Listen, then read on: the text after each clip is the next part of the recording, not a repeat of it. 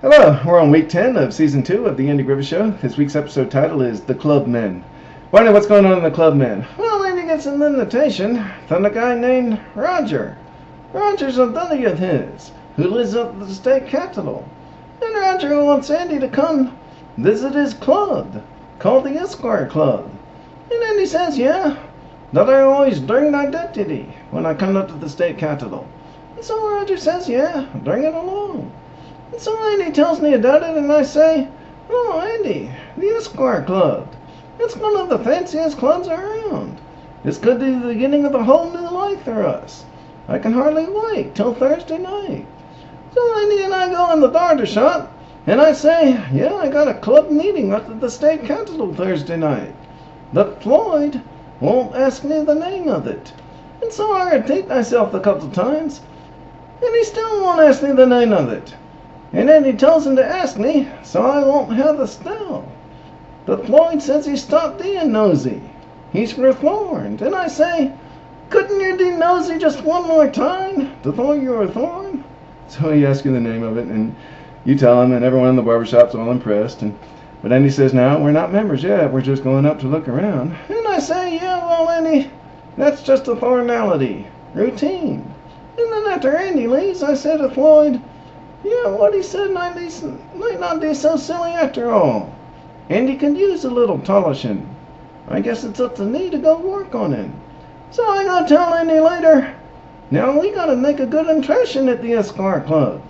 We gotta talk about big, important things. We gotta talk about our stocks and bonds and stuff. And Andy says we should just be ourselves.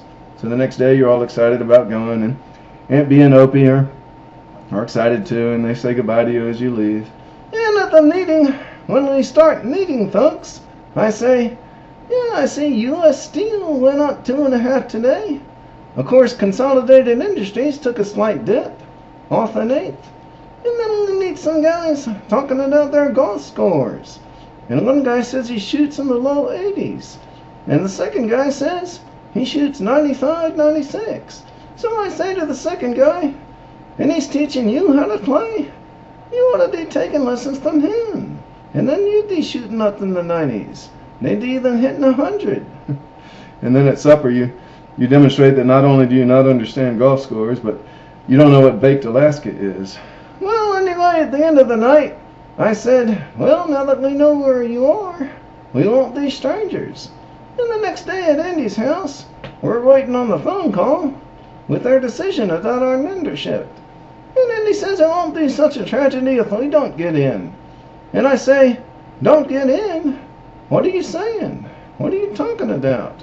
And then the next day, it turns out they don't call at all. They come visit personally while you're at the school crossing busy, and they come to see Andy in the courthouse and say they decided to take Andy but not you. So Andy tries to break it to you. He says they accepted only one of us. And I say, well, that really stings me. I'd like to punch them all right in the nose. What are they, a bunch of snobs or something? Turning down a nice guy like you.